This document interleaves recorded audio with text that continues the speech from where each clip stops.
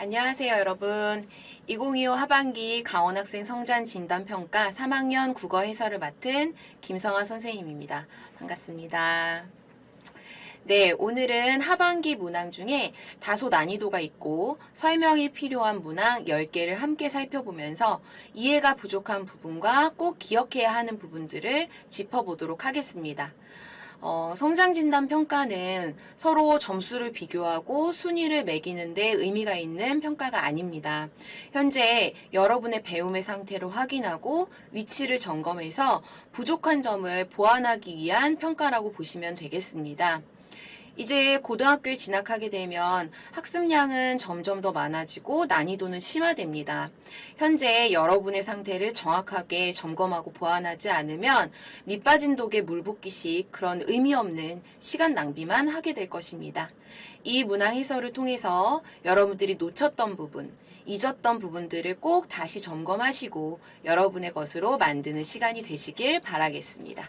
네, 그럼 시작해 보도록 하겠습니다. 네, 첫 번째 문항은 설득 전략에 대해서 묻고 있는 문항이죠. 자, 설득 전략이라는 것은 말하는 이가 듣는 이의 신념, 태도, 행동을 변화시키려는 목적으로 말을 할 때 쓰는 전략으로 쉽게 말하면 듣는 이를 설득하고자 할 때 사용하는 전략을 말합니다. 네, 이러한 설득 방법의 유형은 첫 번째 이성적 설득이 있습니다. 네, 이 이성적 설득이라는 거는 논리적이고 이성적인 방법으로 말하는 이의 주장을 뒷받침하는 것인데 우리가 수업 시간에 배웠던 논증, 그 다음에 통계 자료, 자신의 경험, 다른 사람의 말 등을 활용해서 설득력을 높이는 방법에 해당이 됩니다. 예를 보시면 지금 구체적인 숫자, 네, 이 숫자를 제시해서 신뢰감을 주고 있는 전략이라고 할 수가 있습니다. 네, 다음으로는 감성적 설득이 있는데요. 말 그대로 어떤 듣는 이의 어떤 감성을 자극하는, 감정에 호소하는 이런 방법이라고 할 수가 있습니다. 그래서 즐거움을 준다거나 아니면 공포심을 자극해서 문제점을 강조한다거나 욕망, 동정심 같은 감정을 불러일으키기 등이 이에 해당이 됩니다. 그래서 예를 보시면 사랑해요 엄마 아빠라는 말을 통해서 부모님이 딸을 사랑하는 마음에 호소하고 있는 방법, 감성적 설득에 해당이 됩니다. 네, 다음은 인성적 설득입니다.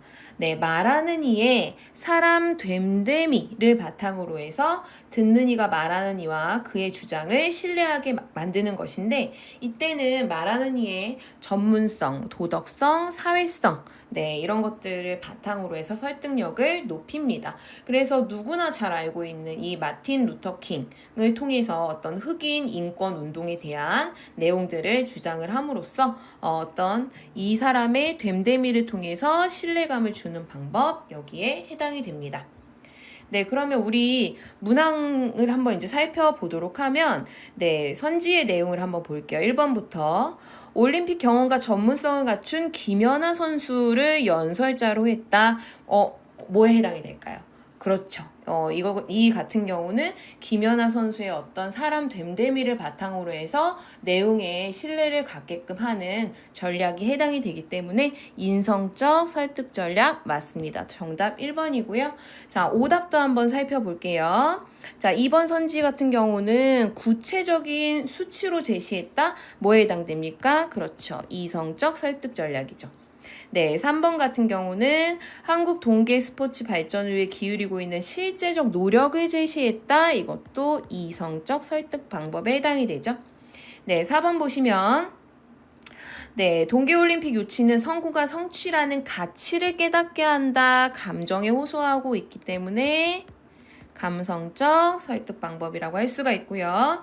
5번, 자신이 꿈을 이루고 다른 사람에게 희망을 줄 수 있는 기회를 준 것에 대한 감사. 네, 이것도 감정에 호소하는 것이기 때문에 감성적 설득 방법에 해당된다고 볼 수가 있습니다. 네, 다음 문항 한번 살펴보도록 하겠습니다. 네, 전체적으로 우리가 문법이나 문학을 선생님이 많이 가지고 왔는데 아무래도 이 문법이나 문항이 다른 영역에 비해서는 상대적으로 좀 난이도가 있고 네, 암기해야 되는 부분들도 있기 때문에 조금 여러분들이 어렵게 느끼지 않았을까 하는 생각에 이렇게 준비를 해봤습니다. 네, 6번 문항 지금 문법 문항이죠. 여러분들 배웠어요. 그죠? 의문 배웠습니다. 그래서 우리가 의문을 배우면서 자음, 모음, 그리고 이제 소리의 길이 이거에 대해서 우리가 배웠었는데 지금 이 문항 같은 경우에는 모음에 대한 이야기를 하고 있어요. 그 보기를 보시면 지금 딱 봐도 눈에 익어야 돼요. 지금 옆쪽에 그 단모음 체계표가 나와 있죠. 여러분들 그 모음 같은 경우는 발음을 할 때 공기의 흐름이 발음 기관에 방해를 받지 않고 나는 소리라는 거 잘 알고 있고 이 모음은 단모음과 이중모음으로 구성이 되어 있고요. 그 다음에 단모음 같은 경우는 발음을 할 때 입술이나 혀라고 하는 얘네를 우리가 발음기관이라고 하잖아요. 그죠? 이 발음기관이 움직이지 않는 모음을 우리가 단모음이라고 합니다. 그래서 혀의 앞뒤 위치에 따라서 전설이냐 후설이냐 그 다음에 입술의 모양에 따라서 입술이 평평하면 평순, 입술이 동그라지면은 원순 네, 그 다음에 혀의 높이에 따라서 혀가 높으면 고, 낮으면 저 이렇게 배웠던 거 기억이 나실 거예요. 네, 지금 이 문항 같은 경우는 여러분들이 이 단모음 체계표를 완전히 통째로 암기하지 않더라도 실제 발음을 해보면서 얘가 어떤 모음이다 라는 것들을 여러분들이 좀 잘 알 수 있어야 되거든요. 일단 이 발음을 해보시면 편안하게 발음을 해보시면 얘네들은 절대적으로 입술이 모아지지 않죠. 네, 입술이 동그래지지 않습니다. 그렇기 때문에 평순 모음이라는 거 사실 여러분들 확인하실 수가 있고요. 그 다음에 지금 이제 혀의 높이를 가지고 고중 저 모음이다 이걸 구별하는 거를 좀 저도 수업을 하다 보면 학생들이 좀 많이 어려워하는 것 같아요. 근데 이거를 이렇게 기억을 하시면 될 것 같아요. 우리의 혀는 아래턱에, 그죠? 아래턱에 같이 이렇게 붙어 있어요. 그래서 턱을 많이 벌리면 당연히 혀도 밑으로 내려간다. 지금 한번 해보면 그렇죠. 그리고 턱을 많이 벌린다라는 건 입이 많이 벌어진다는 거예요. 그래서 저모음이다 했을 경우에는 턱이 아래로 내려가고 입이 많이 벌어진다. 맞지요? 그 다음에 고모음이다 라고 했을 경우는 혀가 위에 있다는 얘기잖아요. 그러려면 아래턱이 많이 벌어지면 안 되잖아요. 입의 크기도 커지면 안 되는 거고 그거를 기억하시고 여러분들이 찾아보신다면 지금 얘 같은 경우는 애가 저모음이고 이가 고모음이구나 라는 거 실제 발음을 통해서 여러분들이 잘 아실 수가 있습니다. 그래서 정답은 혀의 높이가 점점 높아진다. 네, 2번에 해당이 되고 사실은 지금 이 저모음인 하고 중모음인 같은 경우 제 발음으로도 아마 여러분들이 잘 구별이 안 되실 수도 있는데 현재 우리 언어 생활에서 사실 잘 구별이 안 되는 건 맞아요. 그렇지만 어쨌든 우리의 단모음 체계표에는 이렇게 구성이 되어 있다는 거 알고 넘어가면 좋을 것 같습니다. 네, 다음 문항으로 갈게요. 자, 9번은 지금 문학 중에도 고전 문학이에요. 고전 문학이고 아마 요거를 교과서를 통해서 배운 학생들도 있을 거고 아니면 개인적으로 공부하면서 본 친구들도 있을 것 같은데 조금은 생소하게 느껴질 수도 있습니다. 일단 이 9번 문항 같은 경우는 여러분들이 이제 알아야 되는 성취 기준이 심미적 인식이에요. 네, 그래서 이 심미적 인식이라는 건 뭐냐? 미라는 거는 아름다울 미자잖아요. 그죠? 아름다울 미자인데 지금 그래서 어떤 대상에 대해서 아름답다, 추하다, 숭고하다, 비장하다, 조화롭다, 우스꽝스럽다 등의 어떤 심미적인 인식이 담겨 있는 것을 우리가 심미적 인식이라고 이야기합니다. 쉽게 말하면 문학 작품을 읽고 어떤 느낌이든지 받았을 때 그런 것을 우리가 심미적 인식이라고 얘기를 할 수가 있어요. 지금 이제 이 월명사의 제망매가 같은 경우는 향가라고 하는 네, 고전 문학의 한 형식이에요. 일단, 네, 배경설화를 보시면 신라시대의 고승인 월명사가 죽은 누이를 추모하기 위해서 제사를 지낼 때 이 노래를 지어 불렀더니 갑자기 회오리 바람이 일어났다. 그러자 신기하게도 저승 가는 길에 여비로스라고 관 속에 넣어두었던 종이돈이 극락세계가 있다고 알려진 서쪽으로 날아갔다고 한다. 라고 얘기를 하는데, 선생님은 학교에서도 제가 가르치는 학생들에게 시를 이제 해석을 할 때는 무엇에 대해서 생각을 해야 되느냐, 세 가지에 대해서 얘기를 합니다. 첫 번째가 시적 화자. 시에서 말하는 이가 누구인가? 네, 누가 이야기를 하고 있는가? 그 다음에 시적 화자가 어떤 상황인가? 네, 그다음에 마지막으로 시적 화자가 이러이러한 상황에 처해 있는데 어떤 태도를 지니고 있는가. 이 세 가지를 꼭 파악을 해보라고 얘기해요. 이 세 가지를 파악한다면은 처음 보는 시들도 여러분들이 내용을 어느 정도는 파악을 할 수가 있습니다. 지금 배경설화에 이미 1, 2, 3번을 확인할 수 있는 내용들이 다 나와 있어요. 시적 화자는 월명사라고 하는 승려예요. 스님.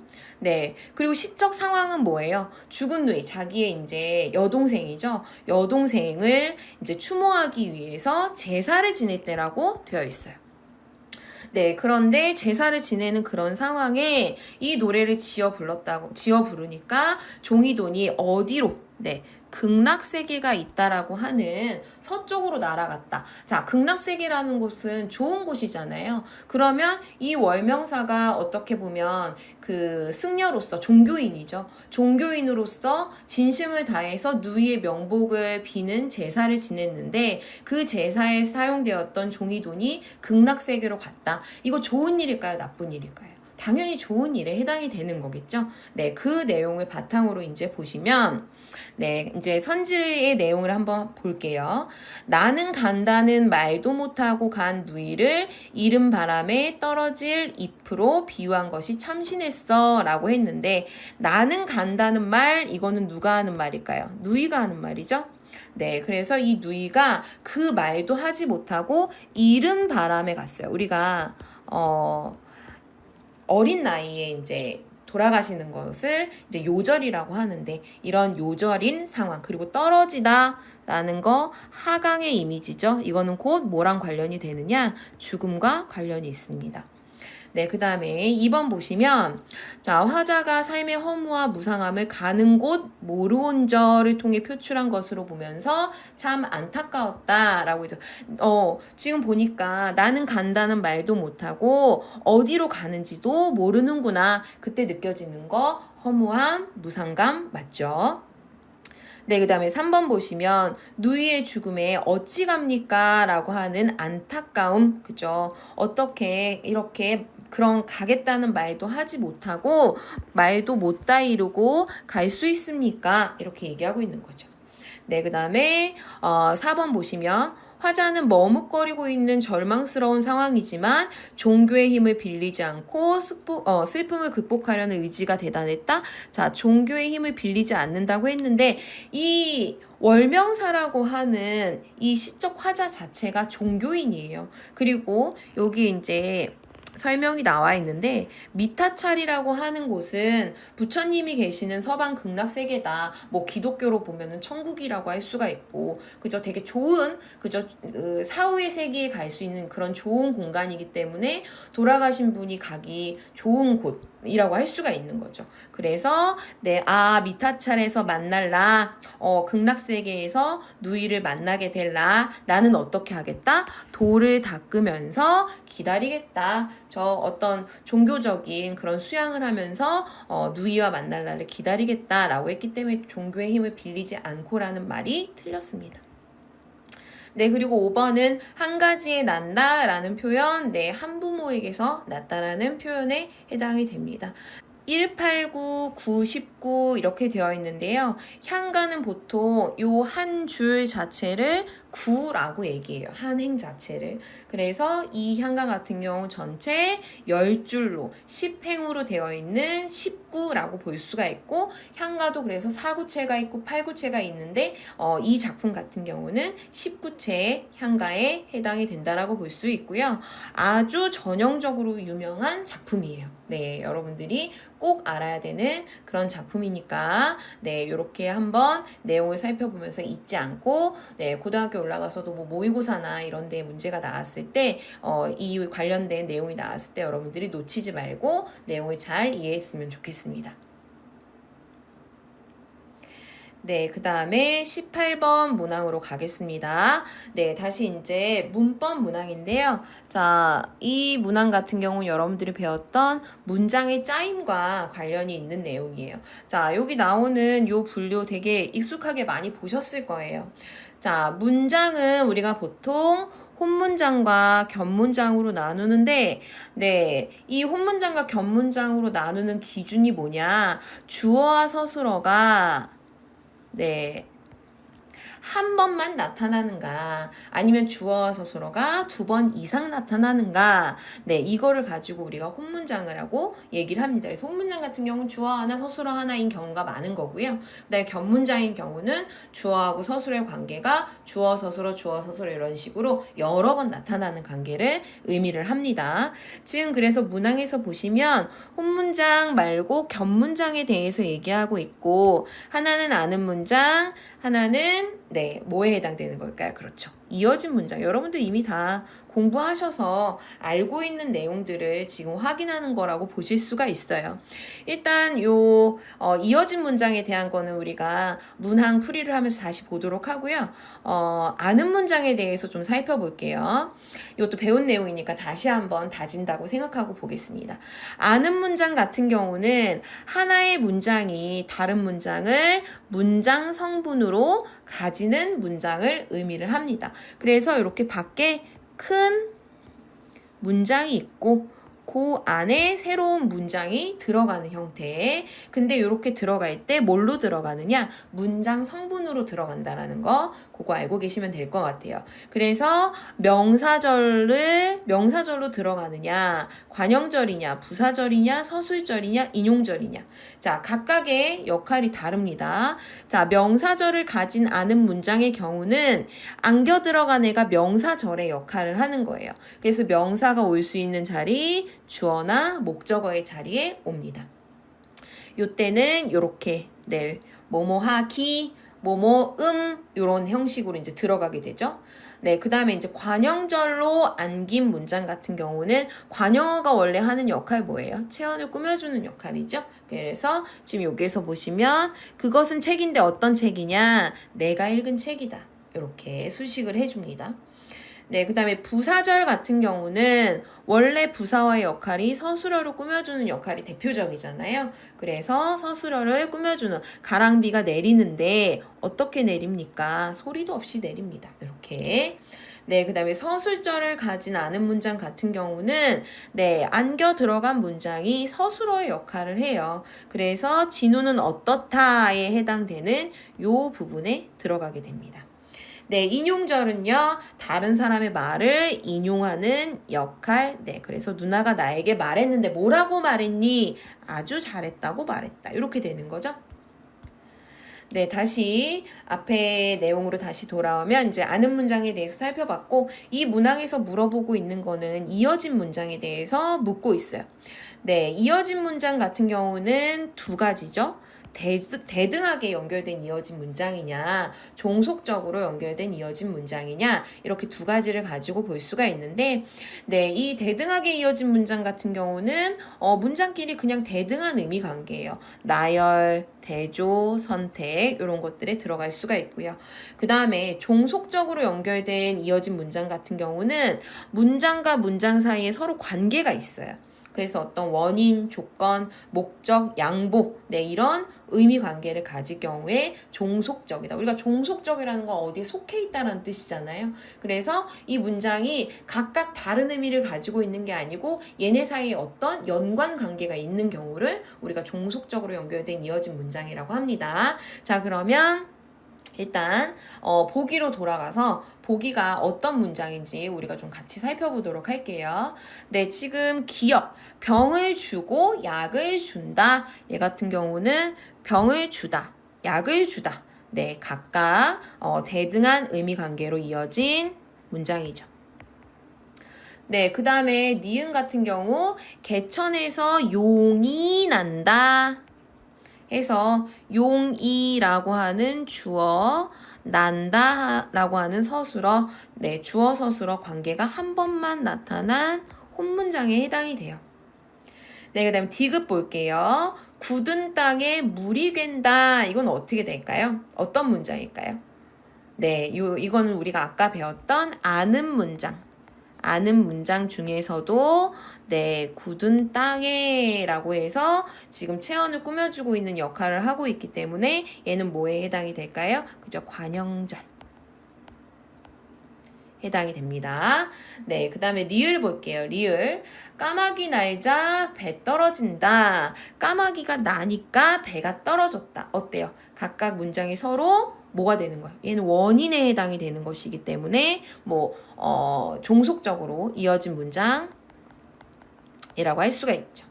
네, 그 다음에 미음 볼게요. 원숭이도 나무에서 떨어진다. 원숭이도 나무에서 부사 떨어진다. 서술어. 네, 그럼 얘는 주어 서술어의 관계가 한 번만 나타나는 혼문장에 해당된다고 볼 수가 있습니다.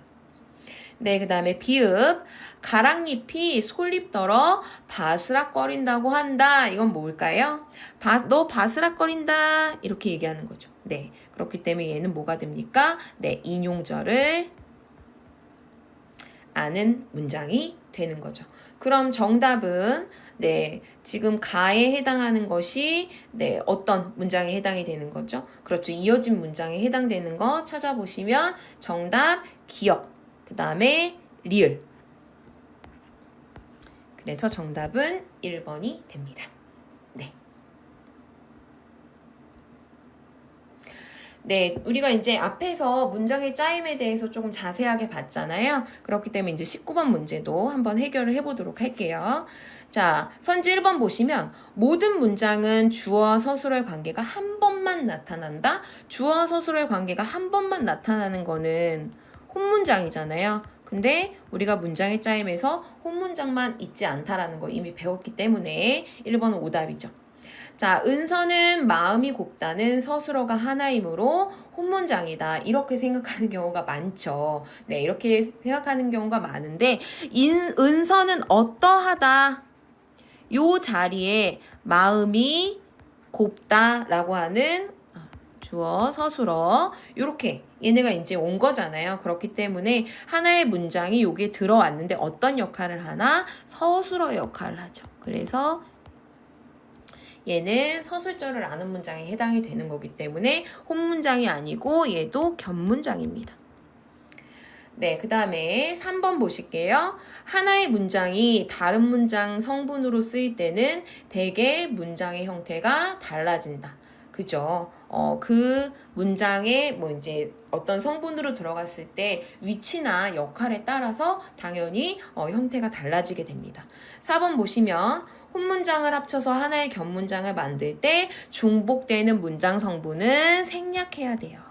국어는 중복되는 거 굉장히 싫어합니다. 국어 같은 경우는 중복되지 않았는데도 문장 성분이 생략되는 경우들도 있거든요. 그죠? 생략된다. 그 다음에 5번. 견문장을 사용하면 간결하고 명료한 느낌을 준다. 이거는 견문장이 아니고 혼문장에 대한 설명이고요. 견문장 같은 경우는 간결하고 명료한 느낌보다는 상세하고 자세한 느낌을 줄 수가 있는 거죠. 네, 그래서 정답은 3번입니다. 네, 20번 문제 같이 보도록 하겠습니다. 보기의 두 문항을 활용해서 표현 의도에 맞게 완성한 문장으로 가장 적절한 것 했어요. 자, 지금 이 여학생이 뭐라고 했냐면 우리가 한 행동의 의도가 드러나도록, 네, 우리가 왜 그 행동을 했는지 의도가 드러나도록 문장을 만들고 싶다고 했는데, 자, 보기를 보시면 아이들이 지나간다, 우리는 길을 비켜주었다, 요 문장이죠. 그래서 요 두 문장을 우리가 이제 합쳐서 의도가 드러나게끔 만들 수 있는 문장 보시면, 네, 1번 보시면 우리는 길을 비켜주었고 아이들은 지나갔다. 각각 별로 어떤 둘 사이의 관계 없이 진행된 그런 문장. 얘는 그냥 대등하게 이어진 문장이에요. 네, 우리는 아이들이 지나간 길을 비켜주었다 라고 했어요. 지나간 길 해서 지금 이제 관형절을 아는 문장이죠. 그죠? 관형절을 아는 문장인데 얘도 의도와는 지금 상관이 없습니다. 네, 그 다음에 우리는 아이들이 지나가자 길을 비켜주었다. 얘 같은 경우는 종속이라고 볼 수가 있죠. 2번 안 썼네요. 관형절. 네, 그 다음에 4번 아이들이 지나가고 우리는 길을 비켜주었다. 얘도 그냥 대등하게 이어진 문장이고요. 자, 5번 우리는 아이들이 지나가도록, 네, 지나갈 수 있게, 네, 길을 비켜주었다. 그래서 정답은 5번에 해당이 됩니다. 네, 21번 문항, 또 문장 문항인데요. 자, 아는 문장을 만들 때 안긴 문장의 역할이 적절하지 않은 것은 했어요. 지금 보기에 보시면 두 개의 혼문장이 이제 하나의 겹문장으로 합쳐진 경우인데, 나는 바람이 부는 소리를 들었다. 나는 소리를 들었는데 어떤 소리? 바람이 부는 소리. 그래서 체언을 꾸며주고 있기 때문에 안긴 문장의 역할은 지금 관형절입니다.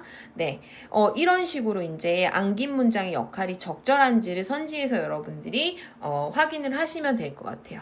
자, 우리는 알고 있다. 내일 비가 올 것이다. 우리는 내일 비가 올 것임을 알고 있다. 어떤가요? 뭐뭐 올 것임을 해서 지금 목적어 자리에 왔기 때문에 네, 명사절로 안긴 것이 맞습니다.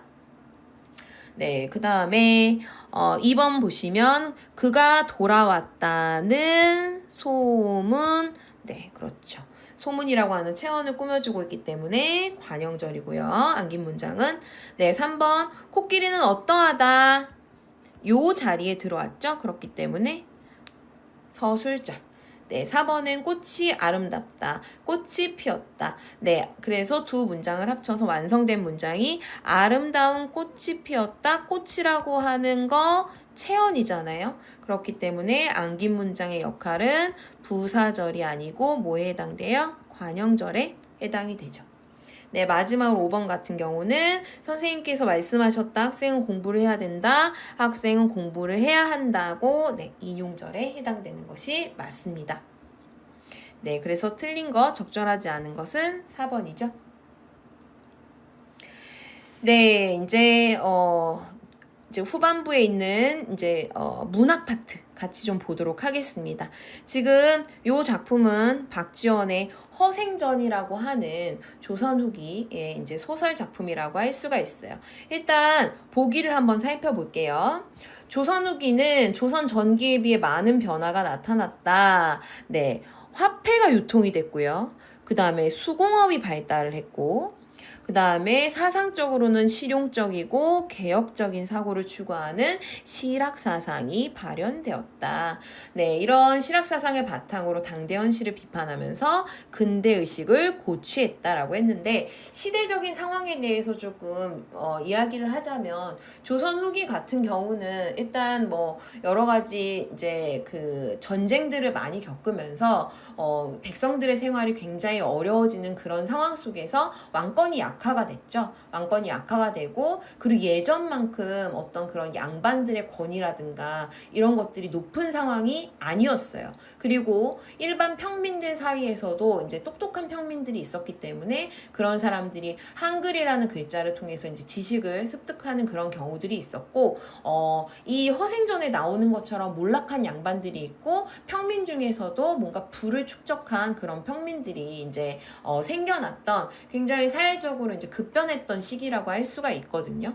그리고 이제 어떤 이 조선이라고 하는 사회를 지배했던 사상적인 측면에서도 많이 변화가 된 것이 그 전까지만 해도 성리학을 근간으로 삼았다면 성리학보다 뭔가 실제적인 생활에 도움이 될 수 있는 실학을 우리가 좀 추구했으면 어떻겠냐라고 하는 이런 의식들이 이제 싹트기 시작했던 그런 시대라고 볼 수가 있어요.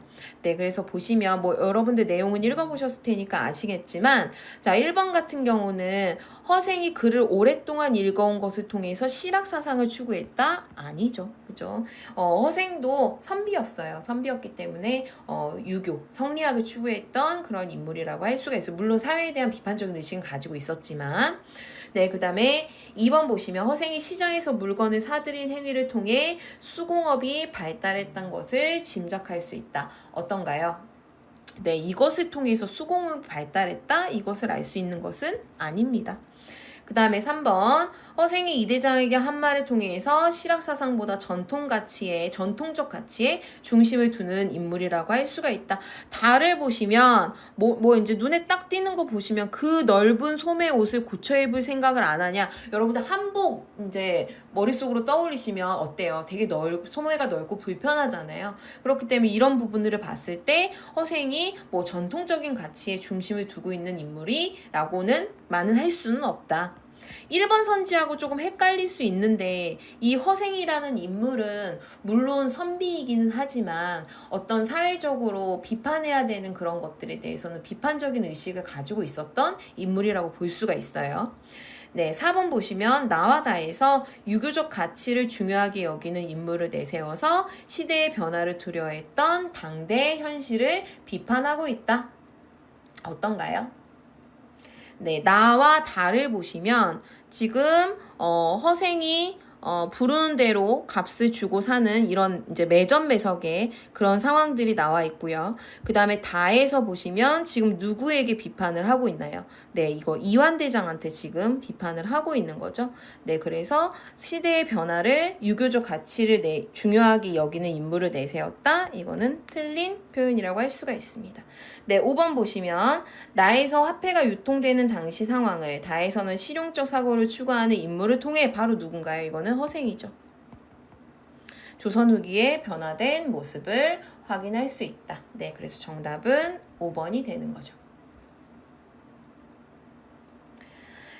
네, 24번, 25번은 세트 문항인데요. 자, 이 작품은 이육사의 청포도라고 하는 작품이에요.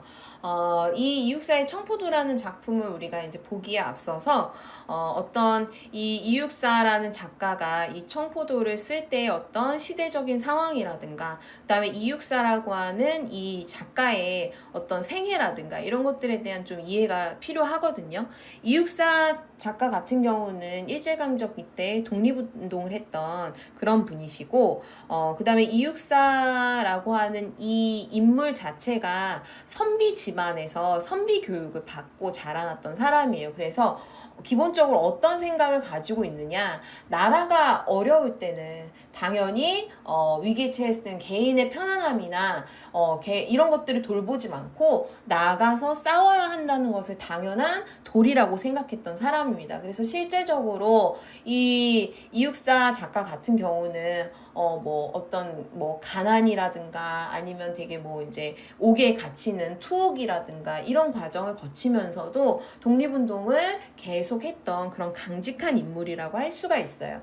네, 그래서 이제 작가의 생애는 그러했고, 그 다음에 일제강점기이기 때문에 이 당시의 시들은 대부분 다 시에서 이제 시의 주제를 이야기할 때는 보통 뭘 원하는 걸까요? 그렇죠. 조국의 독립을 원하는 그런 내용들을 다 다루고 있다라고 볼 수가 있습니다.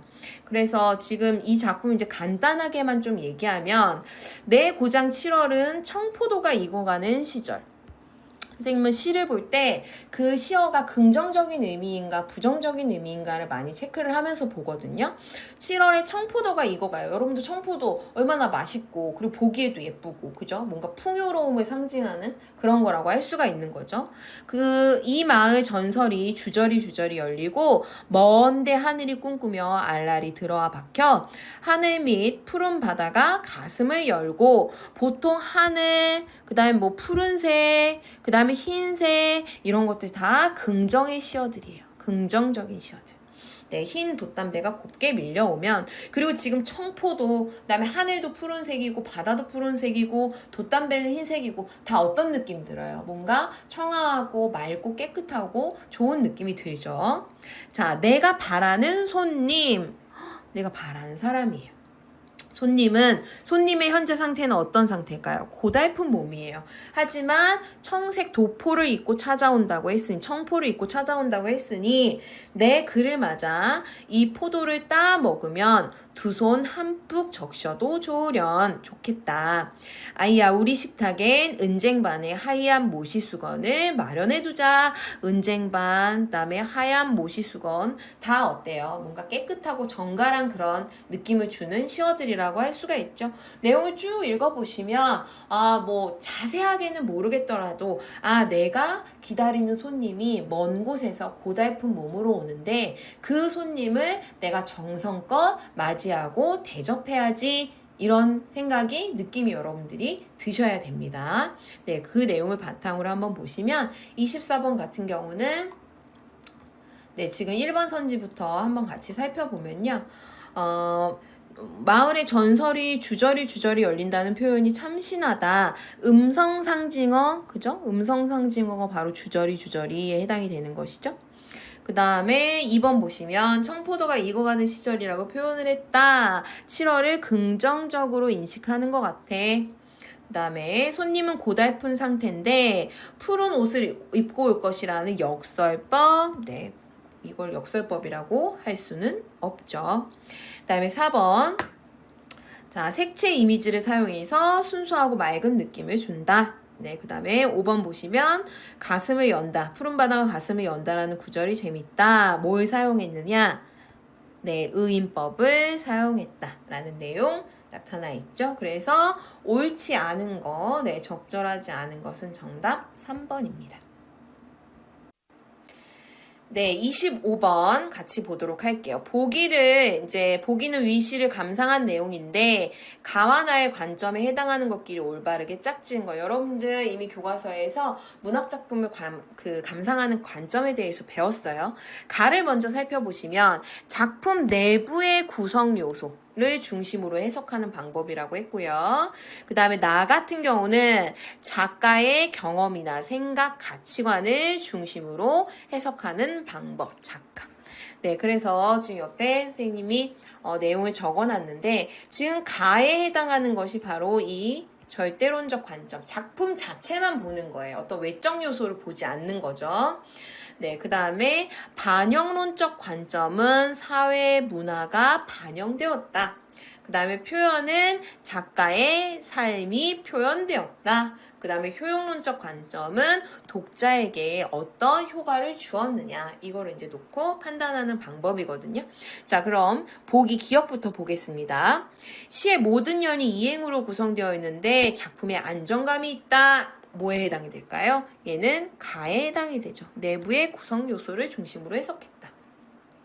그 다음에 니은, 하얀의 색채 감각을 돋보이고자 의도적으로 맞춤법에서 벗어난 표현을 사용했다. 얘도 가에 해당이 되죠. 네, 디귿, 독립운동가로 활동한 작가의 경험이라고 했으니까 얘 같은 경우는 디귿은 나에 해당이 되는 거고요. 그 다음에 일제강점기의 작품이 창작된 것을 시대적인 것을 고려했기 때문에 얘는 반영론적 관점이라고 볼 수가 있습니다. 그래서 어떻게 보면 보기가 여러분들이 이 작품을 이해하는데 또 하나의 힌트가 될 수 있다. 나중에 모의고사라든가 이런 것들을 볼 때 항상 보기를 조금 먼저 읽어보면 오히려 그것이 힌트가 될 수가 있습니다. 네, 그래서 정답은 가에 해당하는 거 기억, 니은, 그 다음에 나에 해당하는 거 디귿 해서 2번이 되겠습니다. 네, 지금까지 성장진단평가 열문항을 함께 살펴봤습니다. 이제 고등학교에 입학하기까지 여러분들에게는 두세 달 정도의 시간이 남았는데요. 이 시간이 정말 귀하고 소중한 시간입니다. 어떻게 활용하느냐에 따라서 여러분들의 고등학교 생활 시작이 달라질 수가 있습니다. 부디 부지런하고 계획성 있게 남은 시간들을 꾸려나가는 여러분이 되시길 바라면서 이만 해설 영상 마치도록 하겠습니다. 선생님이 여러분을 늘 응원하겠습니다. 감사합니다.